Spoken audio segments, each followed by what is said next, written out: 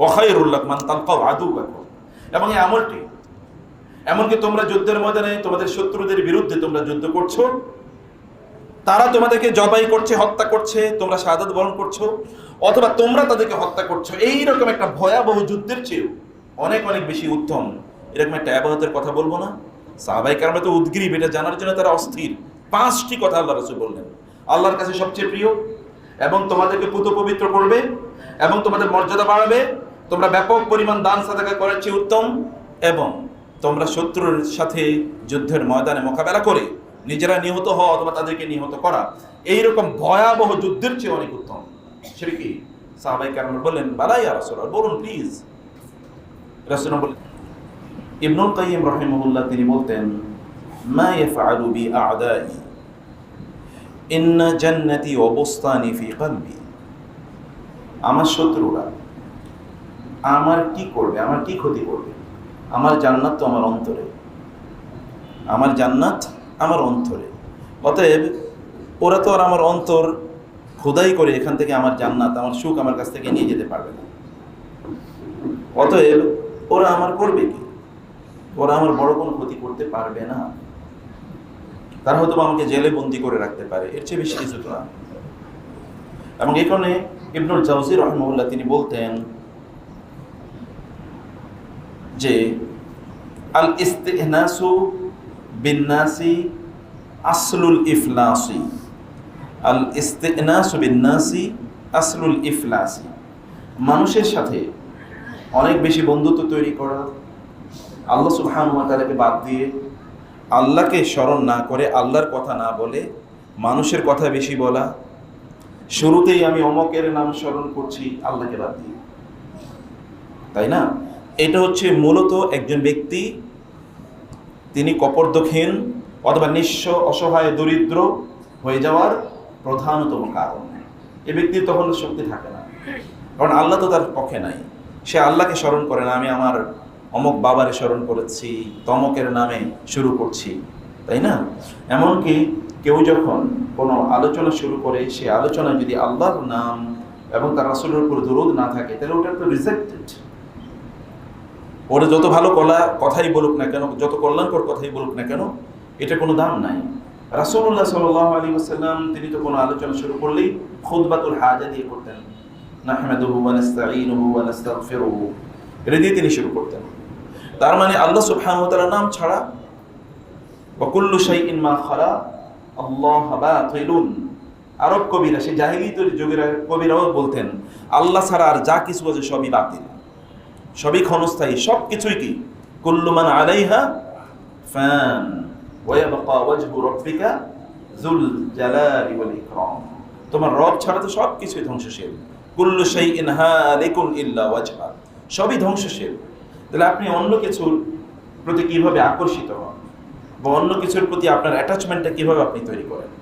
এটা তো একজন ইমানদারের জন্য কোনোভাবেই যেতেই পারে না। একজন ইমানদারের বৈশিষ্ট্য একেবারে এটা হতেই পারে না। সম্মানিত ভাইরা এবং বোনেরা, আল্লাহ সুবহানাহু ওয়া তাআলা তিনি তার নাম স্মরণের মধ্যে আমাদের সকল রোগের ঔষধ রেখেছেন, শিফা রেখেছেন, শিফা।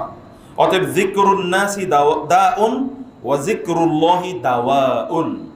সালফে সাহারিন বলতেন মানুষের নিয়ে আলোচনা করা এটা একটা রোগ, মানুষকে নিয়ে আলোচনা করে কি এটা একটা রোগ, আর আল্লাহকে নিয়ে আলোচনা কি এটা হচ্ছে শিফা, এটা হচ্ছে ঔষধ। আল্লাহকে নিয়ে যদি আপনি আলোচনা করেন তাহলে আল্লাহ সুবহানাহু ওয়া তাআলা আপনার অসুস্থতা দূর করে দেবেন, কারণ আল্লাহ সুবহানাহু ওয়া তাআলাই কেবলমাত্র দূর করতে পারেন সকল সংকট এবং সকল সমস্যা। নূহ আলাইহিস সালাতু ওয়াস সালাম যখন তিনি বিপদে,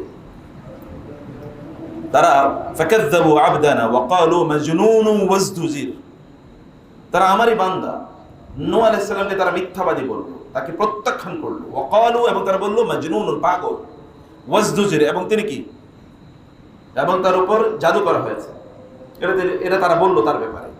তখন তিনি বললেন ফাদাআ রাব্বাহু আন্নী মাগলুবুন ফান্তাসির, কেবল এতটুকুই বলেন আল্লাহ আমি তো মাগলুব, আমি পরাজিত, আমি এদের কিছুই করতে পারি না। ফান্তাসির, ওরা আমাকে হত্যা করার জন্য এত পরিকল্পনা করছে, ফান্তাসির, কেবল তুমি সাহায্য করো। শব্দ কয়টা? আন্নী মাগলুবুন ফান্তাসির, মাত্র 3টা শব্দ, আন্নী মাগলুবুন ফান্তাসির। তারপরে কি হয়েছে বলেন তো? এরপরে আল্লাহ সুবহানাহু ওয়া তাআলা আসমান থেকে বৃষ্টি বর্ষণ করলেন মুষলধারে, বিমাইন মুনহামির ওয়া ফাজ্জারনাল আরদা উয়ুনা ফালতাকাল মাউ আলা আমরিন ক্বাদ কুদির। আল্লাহ তাআলা বললেন, আমি আসমান থেকে বিমাইন মুনহামির হচ্ছে মুষলধারে এবং খুবই প্রচন্ড গতিতে আমি আসমান থেকে পানি বর্ষণ করলাম। এবং আবার ওয়াফাজ্জারনাল আরদা উয়ুনা, আবার জমিনকে আমি কি ঝর্ণা বানিয়ে দিলাম, গোটা জমিন, এখান থেকে পানি উঠে, ওইখান থেকে পানি উঠে, ওইখান থেকে পানি, চারিদিক থেকে পানি উঠছে, মানে সব জায়গাতে পানি উঠছে। এমনকি অনেক অন্য আয়াতে এসছে যে চুলায় তারা আগুন জ্বালাতো রান্না বান্না করার জন্য, সেই চুলা থেকেও কি জ্বলতেছে, পানি উঠতেছে, সেই চুলা থেকেও পানি উঠে। যেই জায়গা থেকে তারা রান্না বান্না করতো সেখান থেকেও পানি উঠছে, উপর থেকে পানি, নিচ থেকে পানি। তারপর কি ফালতাকাল মাউ আলা আমরিন ক্বাদ কুদির। আল্লাহ বলছেন, আমি যা নির্ধারণ করে রেখেছিলাম ওই রকম অবস্থায় গিয়ে পানি পৌঁছেছে, এমন একটা অবস্থায়। এরপরে আল্লাহ তাআলা এদেরকে নিমজ্জিত করে দেন। কেবল আল্লাহ তাআলার নাম কেউ এতটুকু বলছে, আল্লাহ সুবহানাহু ওয়া তাআলা। আল্লাহ তাআলাকে বলতে পারাটা এটা আল্লাহর পক্ষ থেকে এটা বড় নেয়ামত এবং এটা তৌফিক। এটা তৌফিক, আল্লাহকে বলতে পারাটা তৌফিক। মোস্ট অফ দ্য পিপল তারা আল্লাহ তাআলাকে ভুলে যায়, এবং এই ভুলার কাজটা করায় কে? শয়তান। ফাআনসাহুম যিকরাল্লাহ উলাইকা হিজবুশ শাইতান। আল্লাহ তাআলা বলেছেন, একদল লোককে শয়তান আল্লাহর কথা বলিয়ে দেয় এবং শয়তান তাদেরকে তার দলভুক্ত হিজবুশ শাইতানে পরিণত করে, কারণ তারা আল্লাহ তাআলাকে স্মরণ করে না, আল্লাহ জিকির তারা করে না। আল্লাহ সুবহানাহু ওয়া তাআলার জিকির বা আল্লাহর নাম তাদের মাথায় আসে না, তাদের অন্য ব্যক্তির নাম মাথায় আসে। আপনি যখনই বিপদে পড়বেন অথবা যখনই আপনার কোনো কিছু প্রয়োজন হবে, কোনো কিছু প্রয়োজন যদি হয় অথবা কোনো বিপদ দূর করার ইস্যু থাকে অথবা কোনো টেনশন থাকে আপনার, তখন আপনি যদি আল্লাহ সুবহানাহু ওয়া তাআলাকে বলতে পারেন প্রথমে, তাহলে বুঝবেন ঈমান আছে। আদারওয়াইজ ঈমানের মধ্যে বড় ত্রুটি তৈরি হয়েছে। ইবনুল জাওজি রাহিমাহুল্লাহ এই কারণে বলেছেন, আল্লাহ সুবহানাহু ওয়া তাআলাকে নির্জনে স্মরণ করতে পারা এটা ইবাদতের সর্বোত্তম পর্যায়। রাসূলুল্লাহ সাল্লাল্লাহু আলাইহি ওয়াসাল্লাম বলেছেন, সহিহ হাদিসটি সহিহ এবং মুসনাদে আহমদে হাদিসটি এসেছে, আলা আদুল্লুকুম আলা খায়রি আ'মালিকুম। সাহাবীদেরকে তিনি লক্ষ্য করে বলছেন, আমি কি তোমাদেরকে তোমাদের সর্বশ্রেষ্ঠ আমলটির কথা বলবো না? ও আসকাহা ইনদা মালিকিকুম, এবং যেই ইবাদতটি তোমাদের রবের কাছে সবচেয়ে পবিত্র, তোমাদেরকে সবচেয়ে বেশি পবিত্র করবে, এটা কি আমি তোমাদেরকে বলবো না? ও আরফাউহা ফি দারাজাতিকুম, এবং এটি তোমাদের জন্য তোমাদের মর্যাদাকে সবচেয়ে বেশি উপরে তুলে দেবে, এরকম ইবাদতের কথা আমি তোমাদেরকে বলবো না? ওয়া খায়রুল লাকুম মিন আন তালকা আন তুনফিকুনা ওয়া খায়রুল লাকুম মিন আন তুনফিকু ফি সাবিলিল্লাহি যাহাবান ওয়া ফিদ্দা, এবং তোমরা আল্লাহ সুবহানাহু ওয়া তাআলার রাস্তায় ব্যাপক পরিমাণ মিল আল আরদি যাহাবা, যে গোটা পৃথিবী জুড়ে যত সম্পদ আছে, স্বর্ণ, এগুলো আল্লাহর রাস্তায় দান করার চেয়েও উত্তম আমল, এমন আমলের কথা বলবো না? 4 নম্বর। এবং 5 নম্বর, ওয়া খায়রুল লাকুম মান তালকাউ আদুওয়াকুম, এবং এই আমলটি এমনকি তোমরা যুদ্ধের ময়দানে তোমাদের শত্রুদের বিরুদ্ধে তোমরা যুদ্ধ করছো, তারা তোমাদেরকে জবাই করছে, হত্যা করছে, তোমরা শাহাদাত বরণ করছো, অথবা তোমরা তাদেরকে হত্যা করছো, এইরকম একটা ভয়াবহ যুদ্ধের চেয়েও অনেক অনেক বেশি উত্তম এরকম একটা ইবাদতের কথা বলবো না? সাহাবায়ে কেরামরা তো উদ্গ্রীব, এটা জানার জন্য তারা অস্থির। 5টি কথা আল্লাহ রাসূল বললেন, আল্লাহর কাছে সবচেয়ে প্রিয়, এবং তোমাদেরকে পবিত্র করবে, এবং তোমাদের মর্যাদা বাড়াবে, তোমরা ব্যাপক পরিমাণ দান সাদাকা করার চেয়ে উত্তম, এবং তোমরা শত্রুর সাথে যুদ্ধের ময়দানে মোকাবেলা করে নিজেরা নিহত হওয়া অথবা তাদেরকে নিহত করা, এইরকম ভয়াবহ যুদ্ধের চেয়ে অনেক উত্তম। সেটা কি? সাহাবায়ে কেরামরা বললেন, বালা ইয়া রাসূলুল্লাহ, বলুন প্লিজ। রাসূলুল্লাহ বললেন, যিকরুল্লাহি তাআলা, আল্লাহ যিকির। আল্লাহ যিকির, অন্যগুলো খুবই সহজ। সময় মতো আল্লাহকে স্মরণ করা, এটা কেবল নবী রাসূলরা পেরেছে।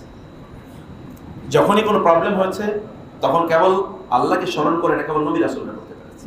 দেখেন কোরআনে বারবার নবীদের কথা যখন বলা হয়েছে তখন তারা আল্লাহ তাআলা স্মরণ করেছেন। ইউনূস আলাইহিস সালাতু ওয়াস সালাম মাছের পেটে যখন, তখন তার কার কথা মনে পড়েছে? আগে আল্লাহর কথা মনে পড়েছে। বলেছেন আল্লাহ তাআলাকে, যে আল্লাহ, আমি কি করেছি? আমি অন্যায় করেছি।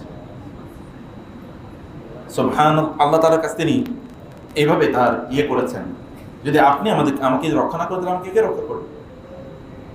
তাই না? যেটা আমরা দোয়া ইউনূস হিসেবে বলি। আচ্ছা, রাসূলুল্লাহ সাল্লাল্লাহু আলাইহি ওয়াসাল্লাম যতবার বিপদে পড়েছেন, ততবার তিনি স্মরণ করেছেন কার কথা? আল্লাহ সুবহানাহু ওয়া তাআলা। বদর যুদ্ধ, উহুদ যুদ্ধ সহ যত জায়গায় আপনি দেখেন তিনি আল্লাহর কাছে তিনি ধর্নায় লুটিয়ে পড়েছেন। তিনি আল্লাহ সুবহানাহু ওয়া তাআলার কাছে বলেছেন। আইয়ুব আলাইহিস সালাতু ওয়াস সালাম তিনি আল্লাহ সুবহানাহু ওয়া তাআলার কাছে বললেন, আল্লাহ রব্বি আন্নী মাসসানিয়া দুররু ওয়া আনতা আরহামুর রাহিমিন।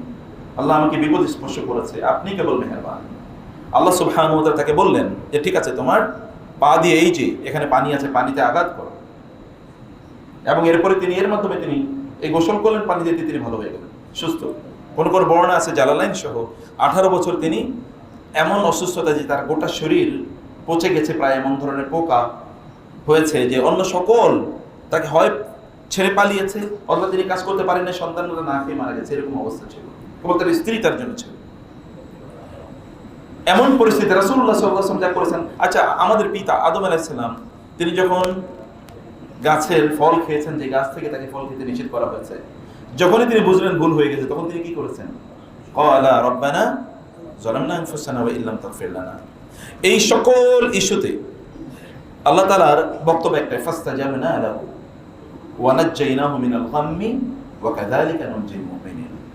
এভাবেই ফাস্তাজাবনা লাহু, আমি তার ডাকে সাড়া দিয়েছি। ইউনূস আলাইহিস সালামের কথা বলতে গিয়ে আল্লাহ তাআলা বলেছেন। এবং তিনি বললেন, ইউনূস আলাইহিস সালাতু ওয়াস সালামের যখন তিনি বললেন লা ইলাহা ইল্লা আনতা সুবহানাকা ইন্নী কুনতু মিনাল ফাস্তাজাবনা লাহু, আমি তার ডাকে সাড়া দিলাম। ওয়া নাজ্জাইনাহু, নাজ্জা ইউনাজ্জি, এটা বাবুত তাফঈল, এর মানে হচ্ছে অনেক বেশি, নট আনজা। ফাআনজাইনাহু ওয়া আসহাফাস সাফিনা, এটা একবার হলে কেবল আনজা হয়। এটা আরবি ভাষার বা কোরআনিক আরবিকের মিরাকল। যদি এটা বাবুল ইফআল থেকে আসে তাহলে একবার হয় ঘটনাটা, যেমন ইন্না আনজালনাহু। আর যদি হয় নাজ্জালনা বাবুত তাফঈল থেকে, তাহলে বারবার ঘটে ঘটনাটা। যারা মাদ্রাসায় পড়েন আপনারা এটা বুঝে নেবেন। নাজ্জালনা, আমরা বারবার করেছি। এবং আল্লাহ তাআলা তখন বললেন ওয়া কাযালিকা নুনজিল মুমিনিন, এভাবে আমি ফানাজ্জাইনাহু মিনাল গাম, আমি তাকে মুক্তি দিয়েছি, এভাবে আমি মুমিনদেরকে, ওয়া কাযালিকা নুনজিল মুমিনিন, এভাবে আমি মুমিনদেরকে যুগ যুগ ধরে মুক্তি দেই। যখনই তারা বিপদে পড়ে, তারা যদি আমার কথা স্মরণ করে। প্রিয় ভাইরা বোনেরা, বিপদে পড়লে অথবা কোনো সম্পদ আপনার আসলে যদি আপনি আল্লাহ ছাড়া অন্য কারো কথা স্মরণ করেন, তাহলে বুঝবেন অন্তরে রোগ তৈরি হয়ে গেছে, ডিজিজ। এই ডিজিজ দূর করতে হবে, মেডিসিন খেতে হবে। এটার জন্য আপনাকে ডক্টরের কাছে, তবিবের কাছে দেখতে হবে, ডাক্তারের কাছে যেতে হবে, ফিজিশিয়ান। এটা ওই ডাক্তার না, এটা ভিন্ন ডাক্তার, কলবের ডাক্তার। কলবের ডাক্তারের কাছে আপনাকে যেতে হবে। সেই কলবের ডাক্তার আপনাকে তখন বলে দেবে ওষুধ কি। আল্লাহ রাসূল সাল্লাল্লাহু আলাইহি ওয়াসাল্লাম তিনি আমাদেরকে তার জীবনের মাধ্যমে এটা দেখিয়ে দিয়েছেন। আয়েশা রাদিয়াল্লাহু তাআলা আনহাকে বলা হলো, ইয়া আয়েশা, হে আয়েশা, রাসূলুল্লাহ সাল্লাল্লাহু আলাইহি ওয়াসাল্লামের জীবনে আপনার দেখা সবচেয়ে কঠিনতম জিনিসটা কি? আপনি যেটা দেখে সবচেয়ে অবাক হয়েছেন রাসূলের জীবনে? তিনি কেঁদে দিলেন। আমি বললেন, রাসূলের জীবনে সবই তো অবাক করার মতো। তিনি যা করেছেন সবই বিস্ময়কর, মিরাকুলাস।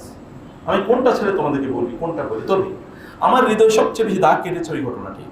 একদিন সারা রাত তিনি ইবাদত করলেন এবং সিজদায় লুটিয়ে পড়ে তিনি কাঁদছেন, কাঁদছেন, কাঁদছেন। সিজদায় লুটিয়ে পড়ে তিনি কাঁদছেন। সহিহ বুখারী এবং মুসলিমের হাদিস।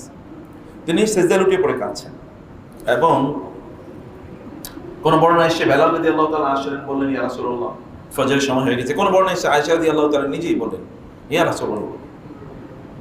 রাসূল নামাজ শেষ করলেন, দেখা গেল তার ফ্লোর যেখানে তিনি সিজদা দিয়েছেন এটা ভিজে গেছে, তার চোখের পানি, তার কপাল, তার মুখ, কপল অর্থাৎ তার গাল ভেজা, তার দাড়িগুলো থেকে এখনো পানি পড়ছে, তিনি কাঁদছেন। আয়েশা বললেন, ইয়া রাসূল, আপনার এত কাঁদতে হয়? আপনি কেন এত কাঁদছেন? আল্লাহ না আপনার অতীতের এবং পরের সবগুলো মাফ করে দিয়েছেন? তিনি বললেন, আল্লাহ মাফ করে দিয়েছেন না, ফালা আকুনু আবদান শাকুরা, তিনি মাফ করে দিয়েছেন, এই কারণেই তো আমার শুকর আরো বেশি আদায় করা দরকার। তবে আয়েশা, তোমাকে আরেকটা কথা বলি, তা হলো আজকে রাতে আমার উপর এমন কিছু আয়াত নাজিল হয়েছে, এই আয়াতগুলো কেউ যদি পড়ে কিন্তু চিন্তা না করে, তাহলে তার জন্য তো বিশাল বড় বিপদ আছে। আয়েশা যেটা বললেন সেগুলো কি?